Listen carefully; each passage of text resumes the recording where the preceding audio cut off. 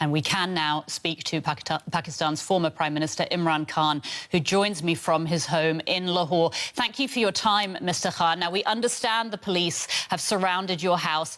Can you tell us what the situation is at the moment, and can you confirm that you expect to be arrested again? Well, police is around my house, not in as large numbers as they were last night. Because last night the plan was that they said there were 40 terrorists hidden in my house, and they were going to come and grab these terrorists.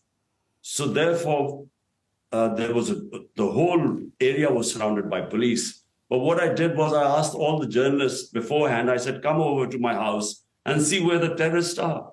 So that diffused the situation, because clearly there were no terrorists. So that's when the police could not take action.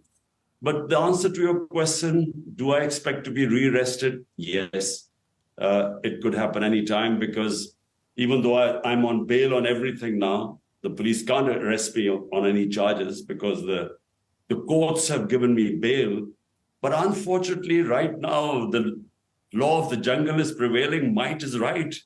7,500 of my workers have been arrested. All my senior leadership has been arrested.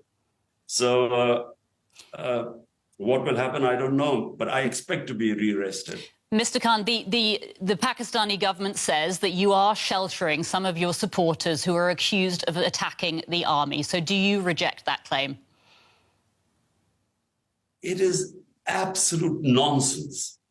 What happened was that when they illegally abducted me from the High Court precincts, it was all illegal. And the way they grabbed me, they beat my lawyers, people got injured, as if I was some terrorist. And those images created this demonstrations all over Pakistan, because my party is by far the biggest federal party in Pakistan.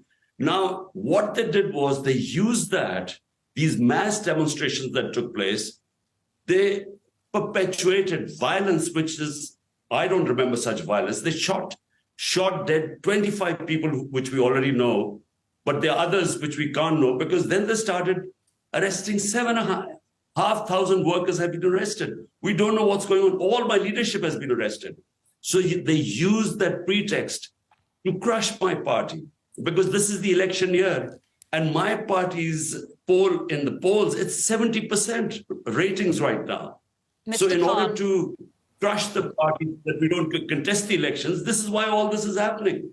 Mr. Khan, you've spoken about the street protests that were sparked by your arrest last week. Will you be calling for calm among your supporters to avoid further violence, or are you encouraging people to protest?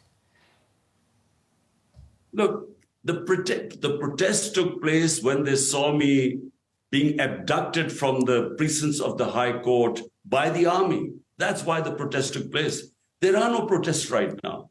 There is no public disorder. But what is happening is that there's a crackdown, unprecedented crackdown taking place. I again repeat, my entire senior leadership is in jail. They get bail from court. As they come out of the court, they again get rearrested. There are women who've been arrested. A lot of the women living in awful conditions because it's extremely hot there. And unfortunately, right now it is a reign of terror we are facing. Mr. Khan, I'd like to ask you right now. I'd like to ask you, if I may, about the dozens of cases that have been brought against you in recent months, mostly on charges of corruption, but there's also terrorism, contempt of court. I'd like to hear from you. Do you deny all of them? Look, there are 150 cases on me. Out of those 150 cases, 4 were when I was in jail.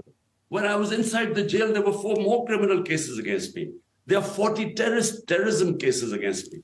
15 criminal cases in one day. Even a hardened criminal could not commit 15 crimes in a day.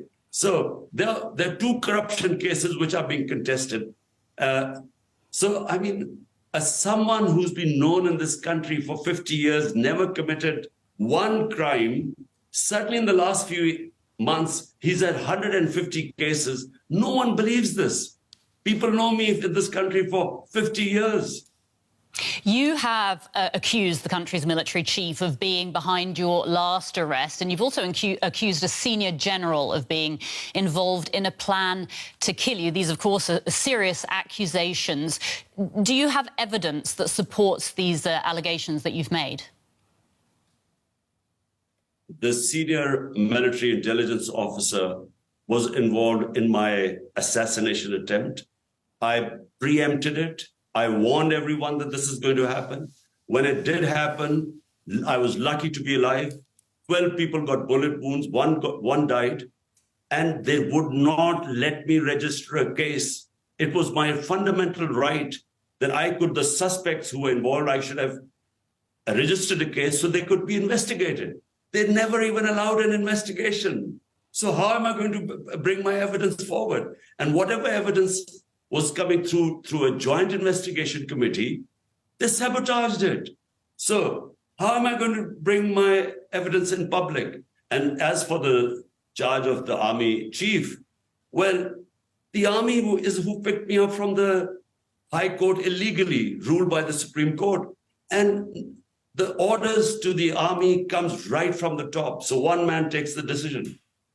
Mr. Khan, your country finds itself in a political crisis right now. How do you see this crisis playing out, developing over the coming months in Pakistan?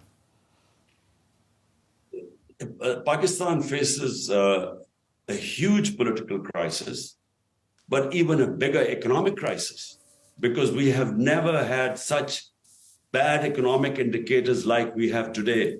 Our inflation now is worse than Sri Lanka when people came out on the streets. So unemployment, inflation are record in this country, especially inflation.